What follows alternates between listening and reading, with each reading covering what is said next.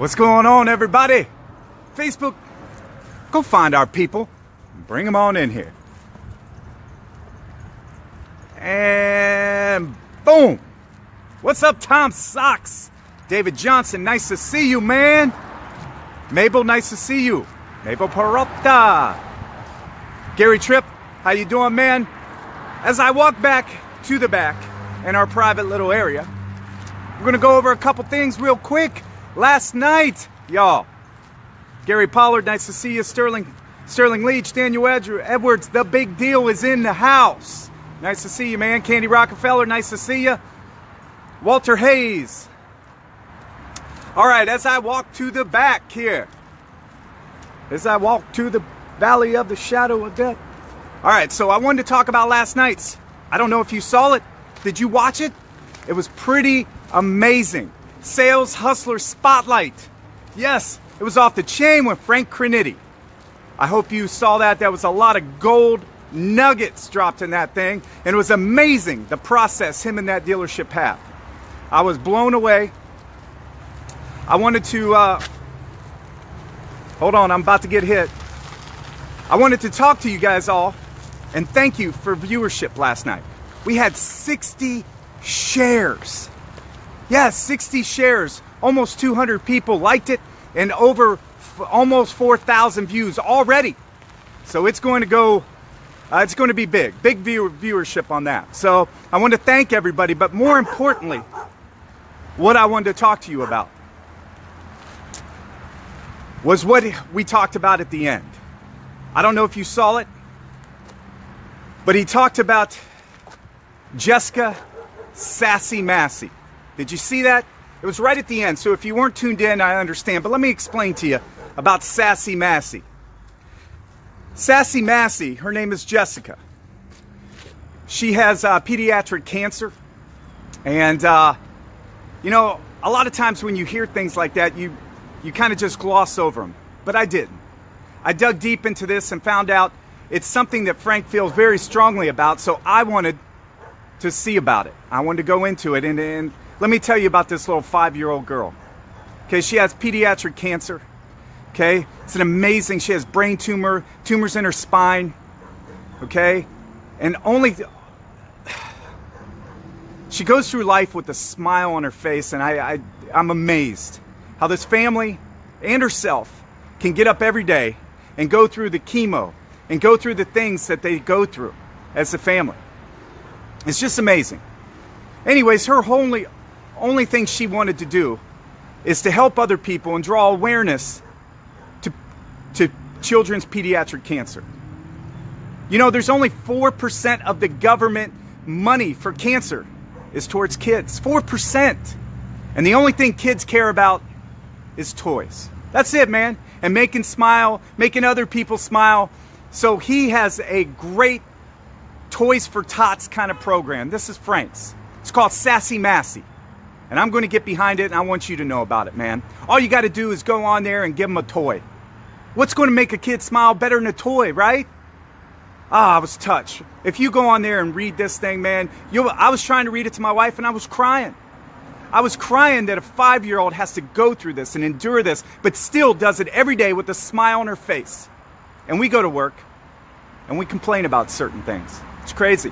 It's crazy when you look at the big picture of things, how different everything is. But anyways, if you can, I wanted to, all the people that follow me on a daily basis, get behind this. Go buy a toy for a kid.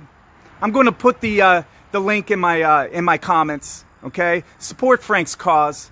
Okay, buy a child a toy, make them smile. Now, I also want to talk about the auto community.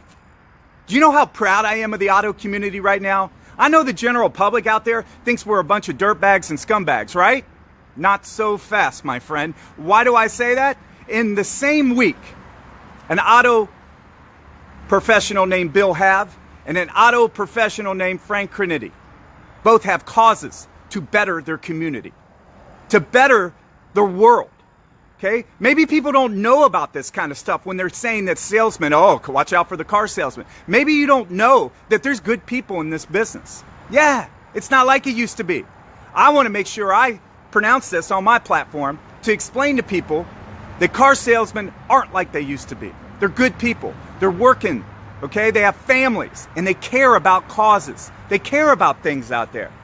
And there's no better example than this week with Bill Hav raising $5,000 for a family in need of a car, and Frank Crenity, who has a program to help children get toys that have pediatric cancer. Amazing, amazing. And I am an auto professional just like them, and I'm proud of it. And thank you guys, and thank you to all of the auto community for getting on board and helping these causes. So thank you, that was my rant. I also want to thank QuickPage last night. I forgot to mention them last night, and you don't understand how important they are in setting this whole thing up and helping me throughout this process and getting the people set up and making sure everything runs without a hitch. You notice these Facebook Lives, anytime you've seen other ones, there's always hitches, there's always trouble, okay? Somebody drops this or nobody shows up. You don't find that in 7 episodes I've done. It's been seamless, right? That's because of QuickPage, Chad Morgan, and Michelle. I want to thank you guys very much for all your support. Now, what am I talking about today? Well, yesterday I had a little fun. The day before was about process. The day before that was motivation. So what do I want to talk about today? I want to talk about leasing. How important it is and how vital it is that you understand how to bring it to your customer. Now, here's what I want to talk about before I go into the 8 steps on how you should be able to tell your customer about leasing and why it's better for them.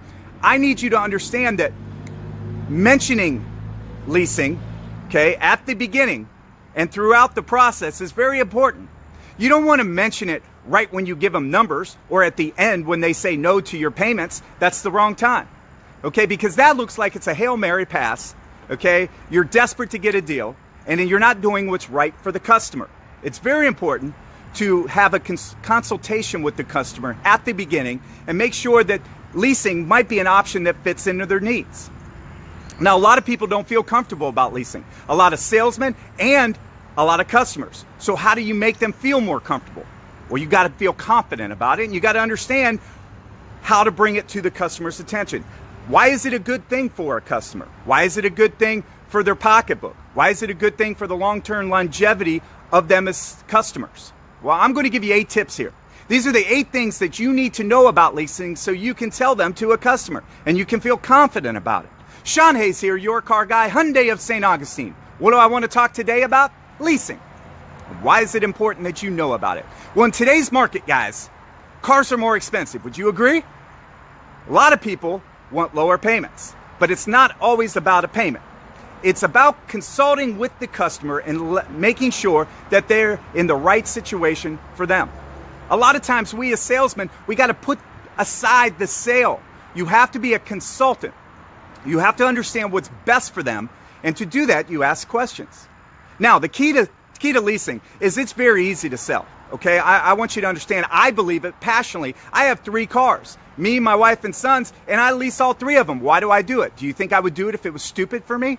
No, I do it because it's a smart thing. Actually, in today's market, I think the better way to buy cars, all right? And I'm going to go over the 8 ways that I can explain to a customer that doesn't feel confident about it or doesn't understand it. If you go over these 8 things with them and speak about it intelligently, you might be able to sway them that way. Now, it's very important that you understand not to do this at the end, okay? You don't want to bring this up at the end when they say no to your long-term payment. You bring them out a payment at 72 months at $542 and they say no, and you say, oh, have you ever thought about leasing? Nope, wrong. Wrong idea, all right? If you do it at the end, all right, it looks like you're desperate, okay, and you're just trying to sell a car. You needed to bring it up at the beginning so you can consult with the customer and show them why it's a benefit. What's the 8 reasons? Number 1, technology changes so quickly. You want to stay current, right? All right, think about this. In the 70s and 80s, I understand maybe why people didn't want to lease. Nothing ever changed in cars. Man, when a cassette tape came in, there was like, ooh, a cassette tape. But really, things didn't change like they do today. If somebody has a 2013 or 14 today, think about what has been brought to the market since then. Yeah, We got blind spot detection. We got rear cross traffic alert. You got adaptive cruise control. The cars stop themselves. Their push button starts. They got everything in these cars, right? They'll keep them in the lanes. They didn't have that. Things are changing so quickly and so dramatically that when customers get into these long-term loans and they want to move into some of these new features, they can't. You put them into a payment in a long-term payment plan of 77 months that they can't get out of it. This gives you the flexibility. Leasing gives you the flexibility to get in and out of things every 2 or 3 years. You can always stay current with the new technology. And that's what people really, really desire. You get a new cell phone every 2 years. Why do you do that? Well, you do that because you want the new technology. You want the new things that are coming out, right? You want the new iPhone. You want the new Android, Samsung, all right? Same thing with cars. These customers, when you're putting them in these long-term loans, I've heard some people putting them in 84-month loans now. Are you freaking kidding me, guys? Guys, understand leasing. It is a great option. It moves people in and out of the process. Every 2, 3 years, they get a new car. They stay current on technology. It's a great way. Number one, it'll keep them current. Number two, accidents. Accidents with cars. If you own that car and you have 1, 2, 3 accidents, who's held responsible? Well, you are. Because when you come in and trade that car into me, what am I going to do? I'm going to pull a Carfax. And as soon as I pull a Carfax and see it has a wreck, what am I going to say to you? Well, we're going to have to give you less because you've had accidents in this vehicle. Because when I go try to sell this vehicle, the first thing that customer does is say, can I get a Carfax? And it sees an accident. So they're not going to pay me full retail value for that car. They're going to pay me less. So I have to give you less. In a lease, the manufacturer is held responsible for that, not you.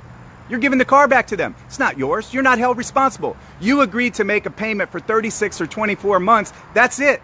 You're not held responsible for accidents, so it's a great way to not have to worry about that. Number one, technology changes so drastically, and number two, you're not held responsible for accidents. Number three, you're not tied into a long-term contract and negative equity that comes with that. Guys, the cost of cars are going up dramatically. Would you agree? You know, 15 years ago, the average car sale was probably $15,000, $20,000. Now, $30,000, $40,000, $50,000. The average car payment is over $500. If that's the case, we have to extend their payments out. And when you do that, you make negative equity so dramatic with that customer, they can't get out of the car. Okay? If we're putting customers in 77 and 84-month loan cycles so they can get a payment that they like, they're less apt to trade out of the car. They can't. They're buried. Have you seen some of these prices on how they drop drastically in 1, 2, 3 years? It's a lot. Go look at a Ford Fusion, a Hyundai Sonata, a Toyota Camry in 2 years. Okay? You can buy it for a lot less than what you could brand new, right? Well, who's held responsible for that? The customer is. Okay, when you come trade that in, and it's only worth $12,000, but you still owe $20,000, you're not going to trade out of your car, or you're going to have to come out of pocket or roll that into a new car. All right? You don't want to do that. So leasing it, I only have to make the depreciation amount payments for 24 or 36 months, and at the end, I get the keys back. I'm done. It's a better way to do it. I'm telling you guys, the negative equity is absorbed by the manufacturer, not you. Why do you want to absorb that? Why? Because I own a car? Yeah, but you don't own the car. The bank owns the car. Okay? Leasing is the same thing as purchasing. You just have smaller payments, A, and B, you're not on the hook for as long a term. Number 4, you can still purchase the car at the end. Guys, I never understand this. People are like, well, I don't want to do a lease. I'm like, why? Well, I don't own the car. Well, you weren't going to own the car anyways. The bank owns the car. Are you paying me cash today? Well, no. Well, then you don't own the car. Secondly, you can still purchase this car at the end of 36 months. In fact, all you're making payments on is the depreciating amount for those 36 months. I'm already giving you a buy rate today. The actual, you can buy this car in 3 years for this amount. How does that hurt you? Because at the end of that 3 years, if you love the car, then you can say, hey, Shawn told me I can buy it for this. Is that a good price? If it's not, you give the car back. If it is a good price and you say, Shawn, I love it. I want to buy this car. Okay. All you did was make 36 payments. Now you just pick up the rest. What is the big deal?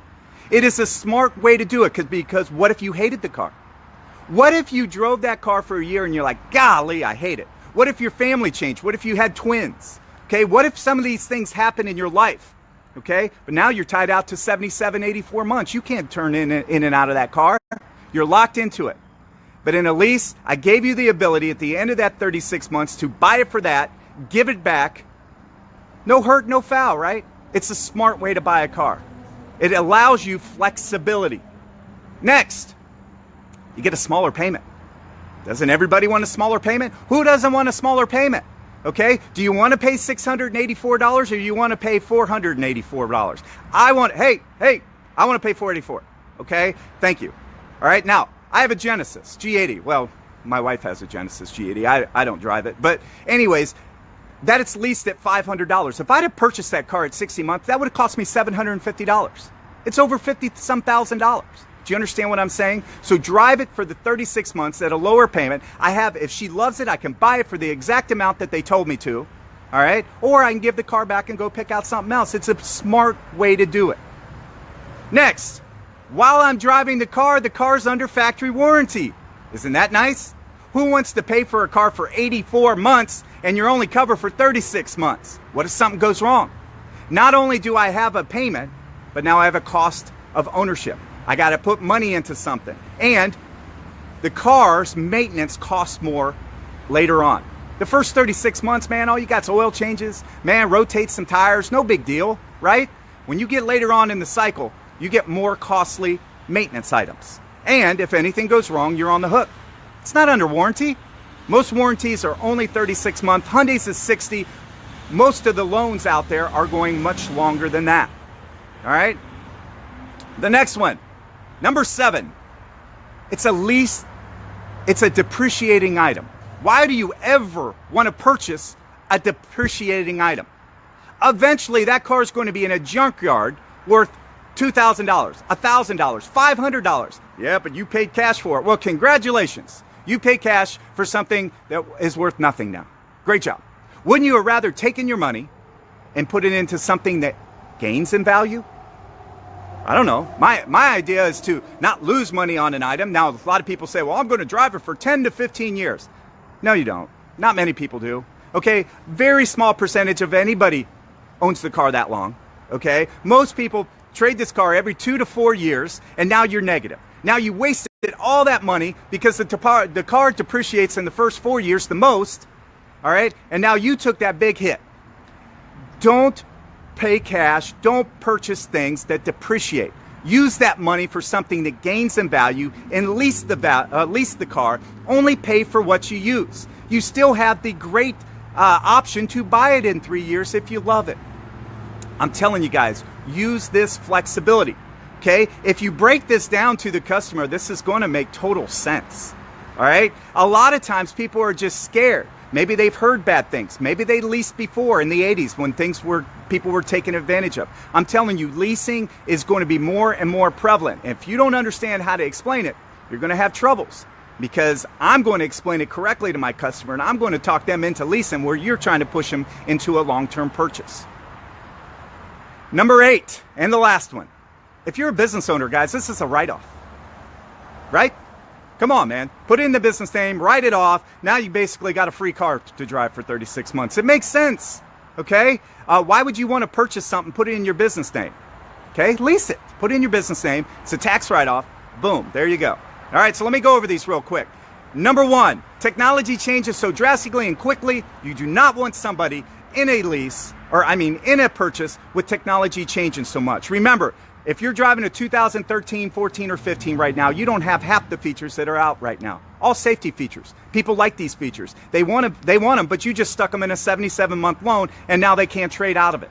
All right? Put them in a lease. Leases work better. All right? They can stay more current. They can get the new features. It's just like cell phones, guys. We got to think about this. This is an appliance. Number 2, accidents with the car. Normally, if you own a car, the accidents that you have, you're going to be responsible for. In a lease, the manufacturer's held accountable. Number 3, you're not tied into a long-term negative equity situation. If I put you in a 77, 84-month loan, okay, and you want to trade out of that car in 2 and 3 years, good luck. Okay? Good luck. It's going to be virtually impossible, or you're going to have such a large chunk out of your pocket to make it make sense to you. Might as well lease it. Okay, in that same amount of time, I could have got you into something else. All right? Number 4, you can still purchase the vehicle at the end. You get the best of both worlds here, guys. You get to drive the car at a smaller payment for 36 months.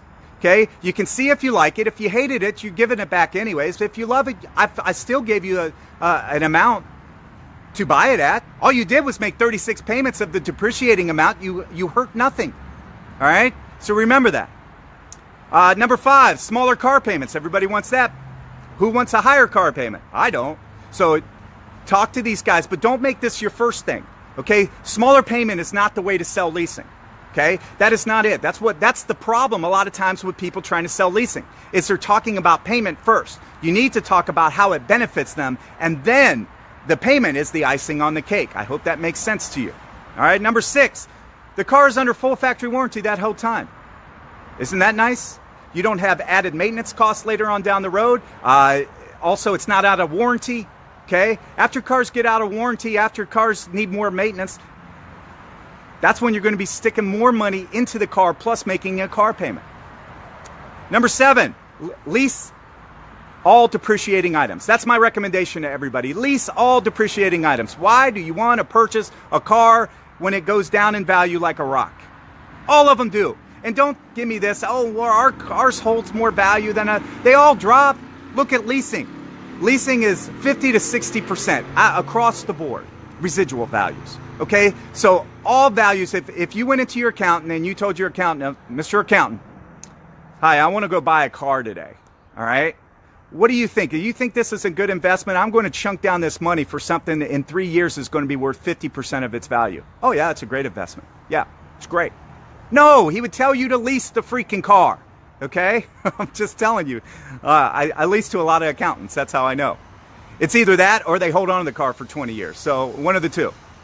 All right, remember, it's going to have a write-off for all business owners. Guys, very important that you know these topics. Make sure that you can eloquently say them to them and make them understand it, okay? Do not bring this up as an option, last-ditch option at the end. Make sure you address it at the beginning, all right? Shawn Hayes here, your car guy, Hyundai of St. Augustine. I make car buying easy.